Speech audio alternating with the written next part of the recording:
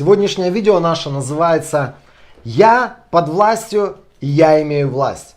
Мы поговорим о том, что такое власть, как находиться под властью, как быть человеком, который имеет власть, как понимать границы власти, не выходить за границы власти и не позволять, чтобы люди, которые выходят за границы своей власти, они пытались каким-то образом влиять на меня негативно. Итак, послание Колоссянам 1 глава, с 15 стиха.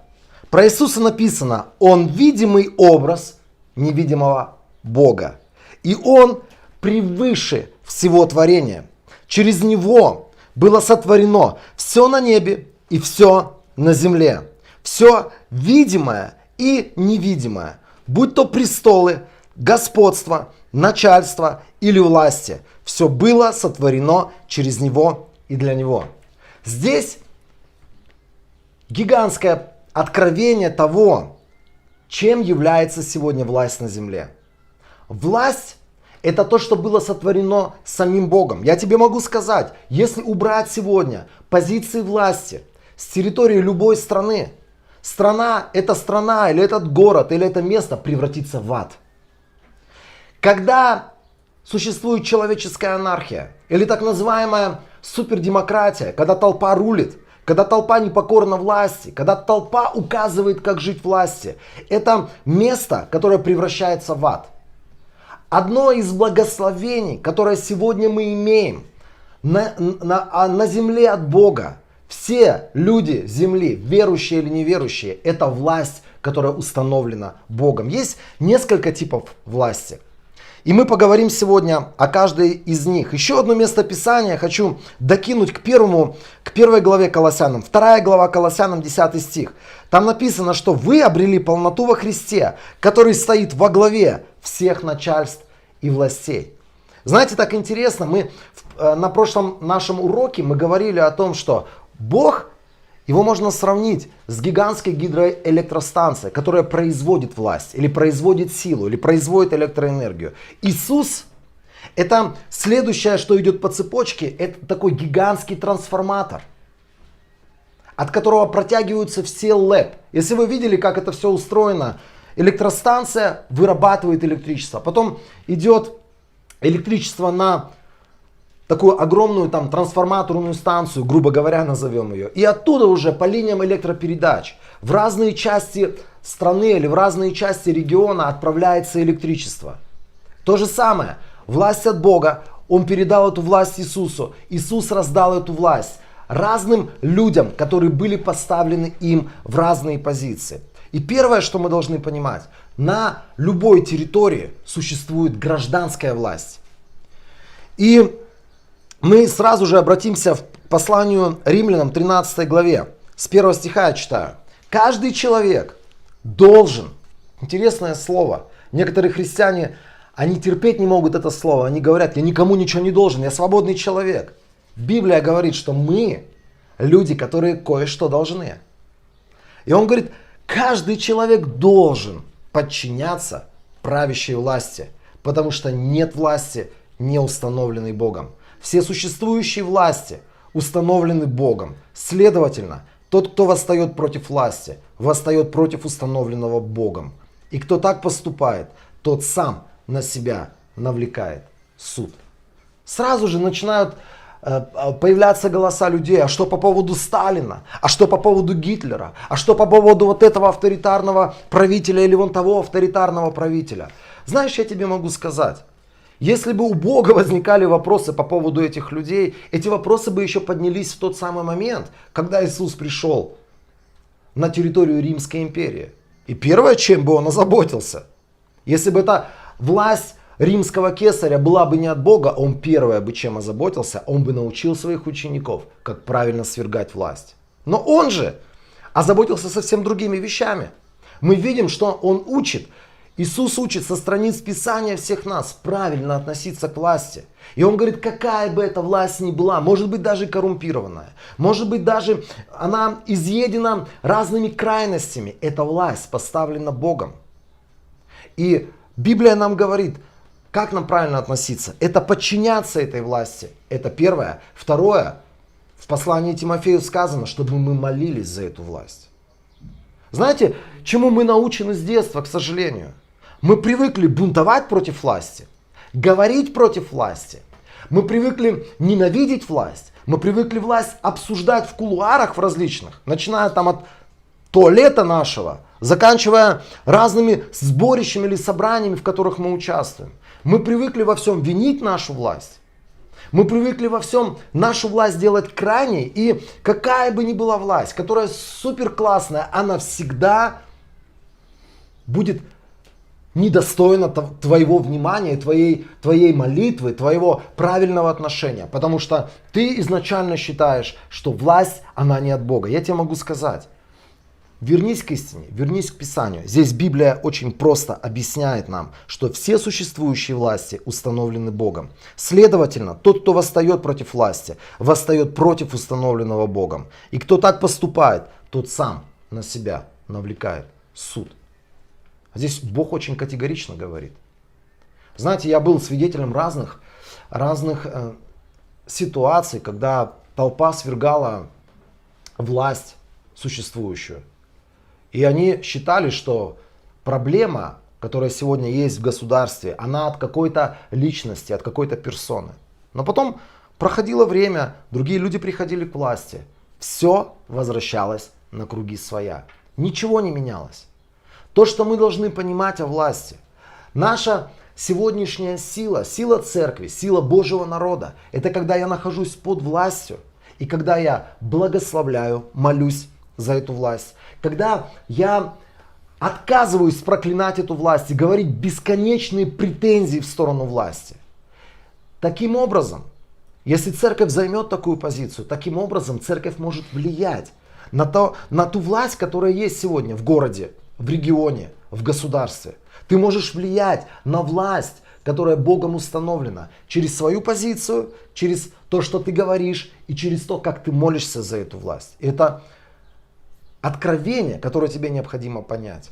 Я тебе больше могу сказать. Гражданская власть, я понимаю так, что навряд ли сегодня ты получил от президента какие-то указания, и завтра ты, так как ты находишься под властью президента, ты исполняешь его указания напрямую. Навряд ли мы вчера встречались с президентом, он нам что-то повелел сделать, а мы идем и делаем. Так устроена гражданская власть, что она от президента или от парламента, она идет дальше по вертикали.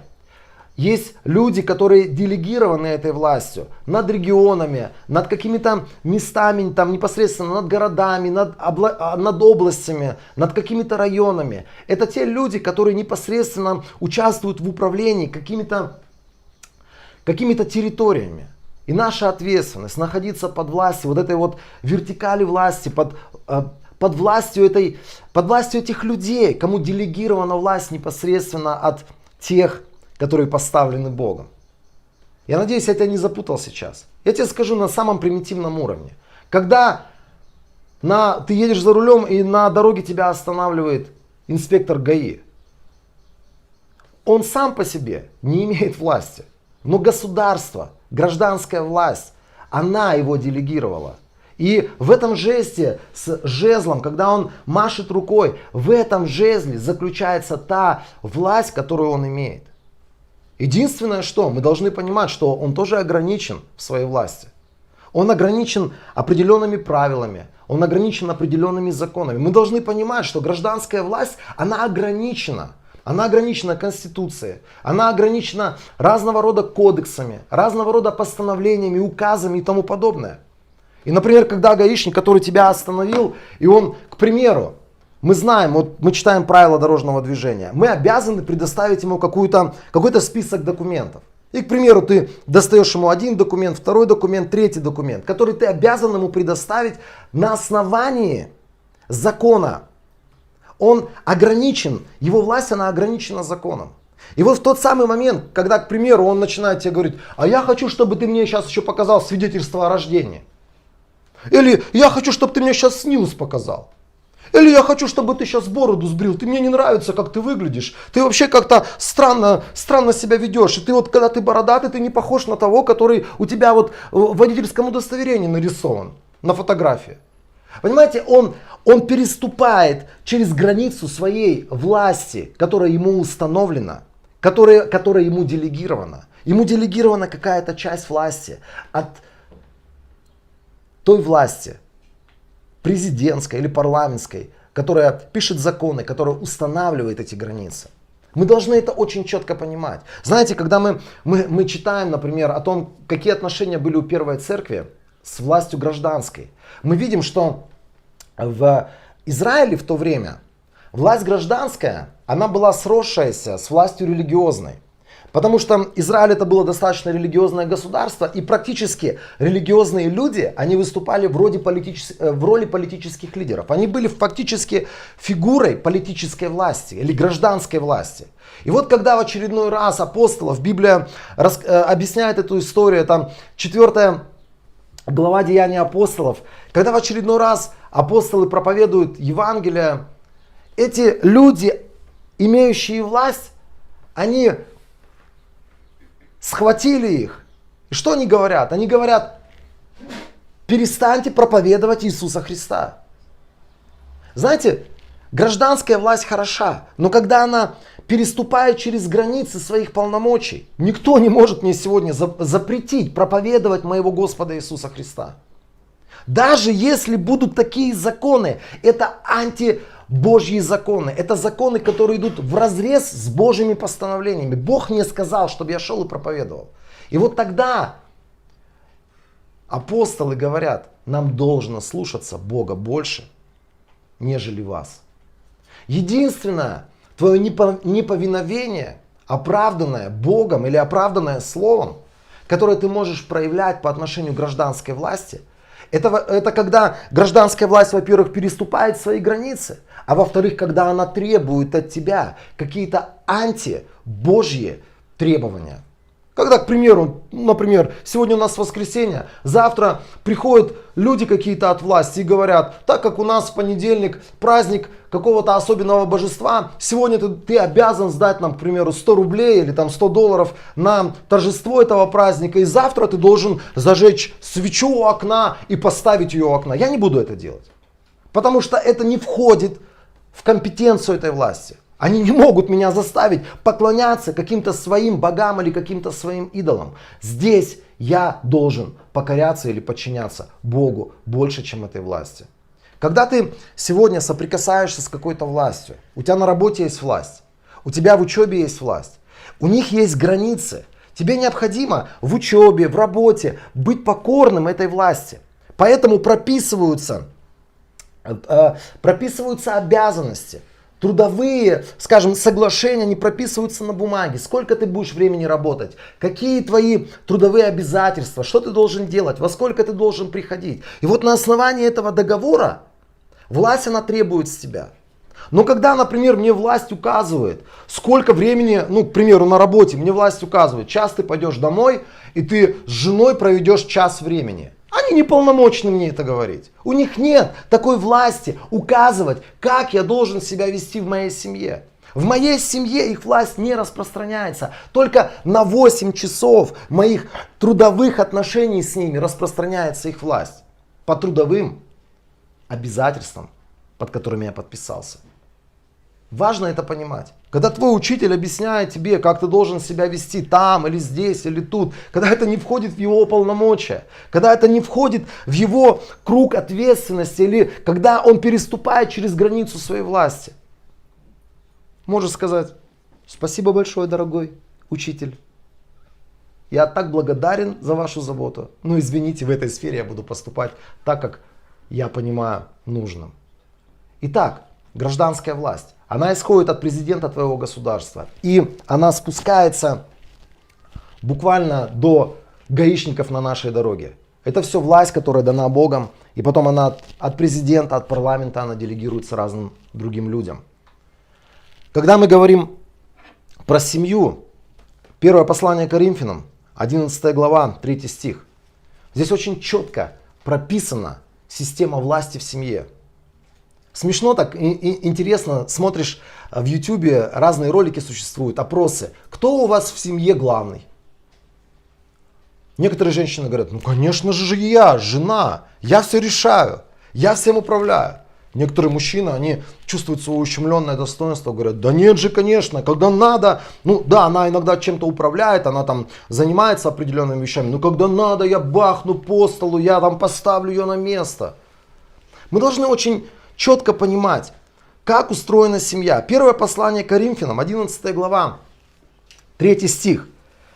Павел говорит, я хочу, чтобы вы знали, что глава каждого мужчины Христос. Дальше, глава женщины, ее муж. Глава Христа Бог. Вот она, божественная система передачи власти.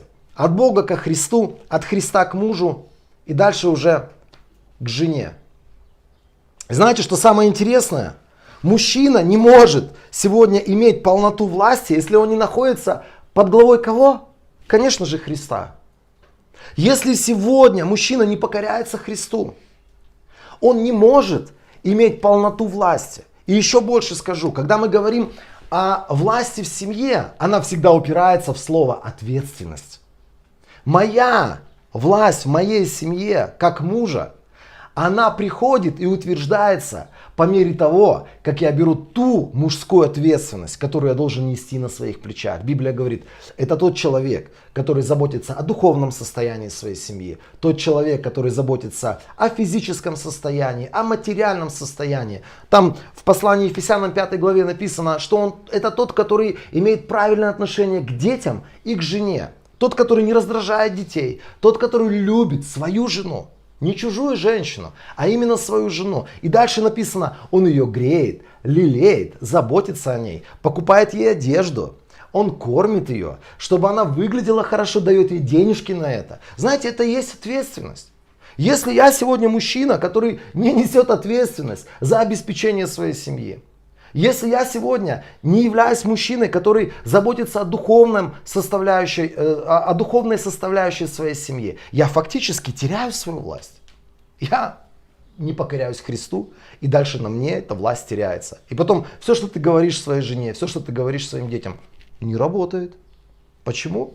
Дети бунтари? Да нет, навряд ли. Потому что я не имею правильной позиции, потому что я не нахожусь сегодня в правильной позиции. Знаете, некоторые мужчины такие хитренькие, они все взвалят на жену. Жена у них за все ответственна, жена у них там деньги зарабатывает, по счетам платит, она детей везде устраивает, она заботится о будущем своих детей. А как дело касается, кто глава в семье? Конечно, мужчина. Но по умолчанию это не работает. Так как женщина заняла позицию мужчины, она взяла ответственность. Не от того, что она такая Изавель, а потому что эта ответственность на полу валялась. Ее никто не брал. И ей пришлось это сделать. Я тебе могу сказать, вот здесь теряется этот принцип передачи власти от Бога ко Христу, к мужу, к жене.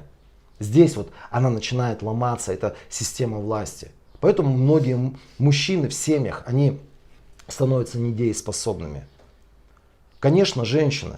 Я знаю, что, может быть, мы выросли в таких семьях, где мама рулила, где мама указывала постоянно мужу, она мужу постоянно мозг пробивала, потом ложечкой его пыталась как-то скушать, этот мозг. Она наставляла, как он должен жить, что он должен делать, как он должен себя вести. Она была такая, знаешь, мать на коне всегда. И ты, может быть, выросла в такой семье, и когда ты женишься, или, как правильно сказать, выходишь замуж, ты начинаешь этот образ матери или образ жены пытаться реализовать в своей новой семье. Не делай этого. Когда ты вышла замуж, скажи, дорогой мой человек, теперь ты глава в моей семье. Теперь я за тобой как за каменной стеной.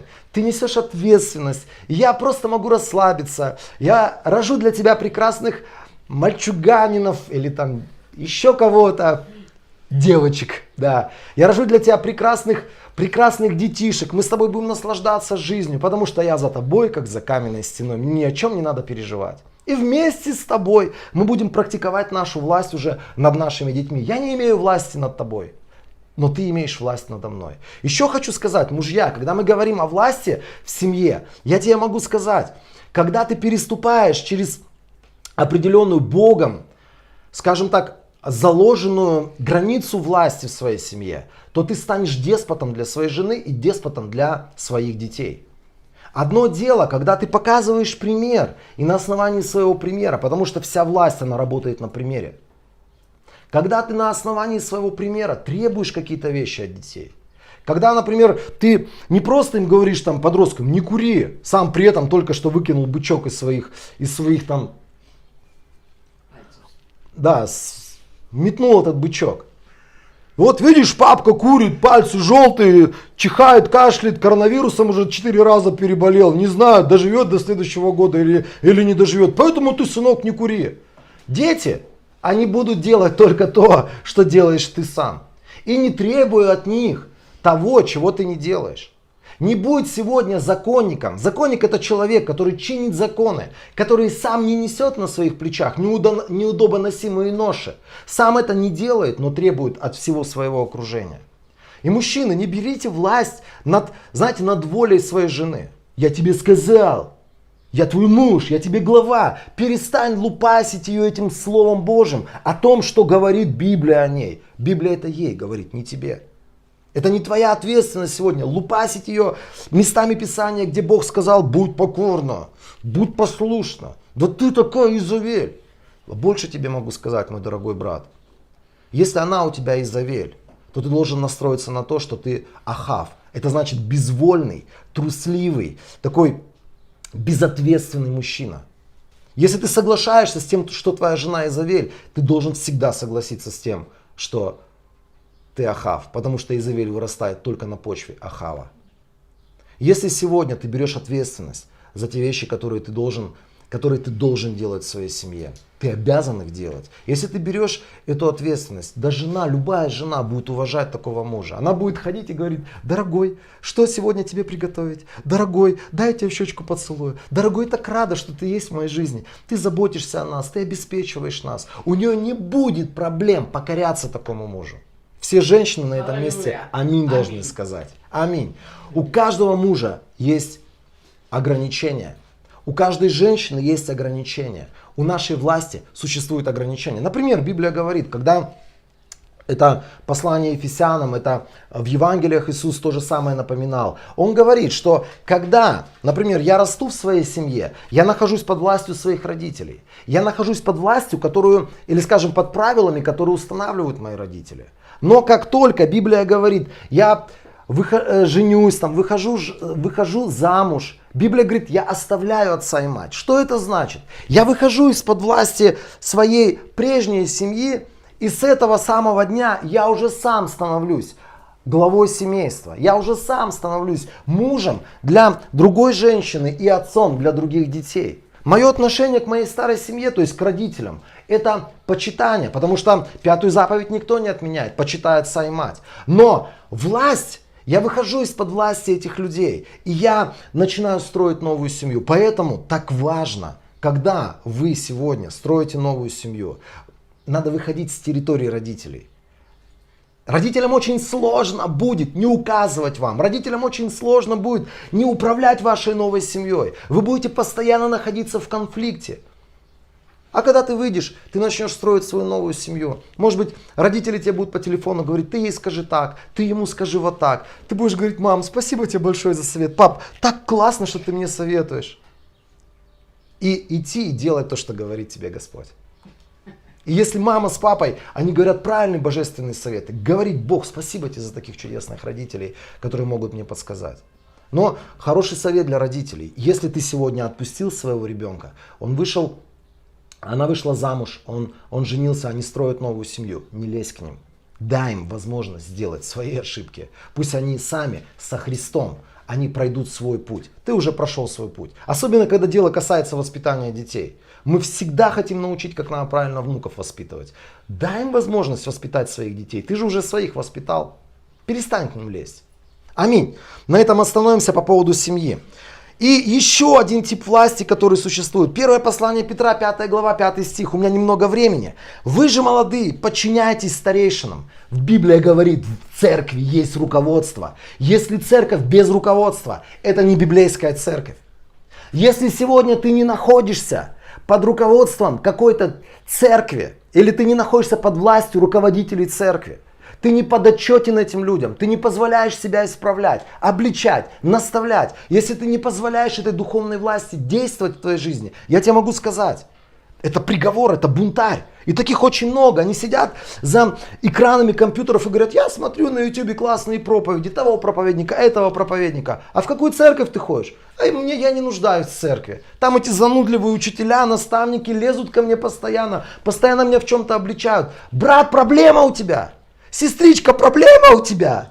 Сегодня мы установим твой диагноз. Он называется бунт. Смирись перед Богом. Найди поместную церковь. Найди людей, которые будут тебя наставлять. Не онлайн, не там где-то, знаешь, за